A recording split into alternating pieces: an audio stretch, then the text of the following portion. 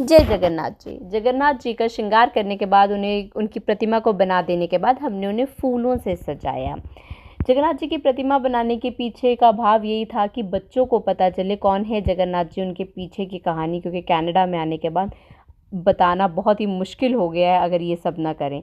ये ऋत्विका फूलों से श्रृंगार करने के लिए सजाती हुई थाली उसने फूलों से अच्छे से सजाया। पहले किसी और तरीके से रख रही थी कि फिर किसी और। ये मैं यहाँ पे उनको कहानी सुना रही थी कि मैं अभी कविता रूप में बताऊंगी, वहाँ मैंने उन्हें सरल भाषा में सिखाई थी। नीलांचल की धरती पर एक मंदिर ऊंचा है, वहीं बसते प्रभु जगन्नाथ जिनका रूप सच्चा है। बड़े बड़े राजे रजवाड़े जिनके चरणों में झुकते, उनकी महिमा अपरंपार, भक्त मन में उन्हें पुकारे।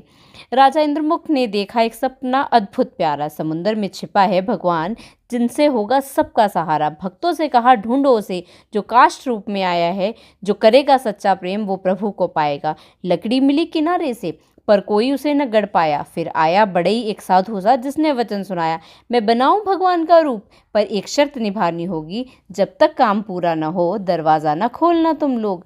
लेकिन अधीर राजा से शर्त निभी न जाए, दरवाज़ा खोला गया और मूर्तियां अधूरी पाई। न हाथ न पैर थे, उनकी आंखों में गहराई थी, भक्तों ने देखा उस रूप में भी भगवान की सच्चाई। सुभद्रा बहन भी संग थी, रथ यात्रा थी आई, सड़कें भर जाती भक्तों से, हर दिल गाता गान, रथ खींचने को लोग तरसे, मानो ये वरदान। और इसी के साथ हमने भी शुरू की रथ यात्रा तो नहीं पर अपने घर की यात्रा। जगन्नाथ भगवान जी को हमने अपने पूरे घर में रथ यात्रा के तौर पे घुमाया और हमें लगा कि इसी तरह से बच्चों को भी पता चलेगा और इस अधूरी मूर्ति में जो पूर्णता दिखे वही असली ज्ञान। जगन्नाथ जी कहते हैं मैं प्रेम का हूँ सच्चा प्रमाण, जो खुद को बुलाकर मुझसे जुड़े वही मुझे पा जाता है, भक्ति की डोरी जो थामे वही मोक्ष को पाता है। तो बोलो जय जगन्नाथ जी की, हर दिल में हो उनका साथ, प्रेम से जो ने पुकारे उसका जीवन हो प्रकाश। तो इसी तरह से अपने घर में जब हमने ये चक्कर लगाए तो भगवान जगन्नाथ जी की जय जयकार की, श्री कृष्ण राधे कृष्ण का गान किया और जब ये यात्रा को पूरी करके इन्हें मंदिर में विराजमान किया, उसके बाद प्रभु के सामने भजन भी गाया, उनकी कथा भी की।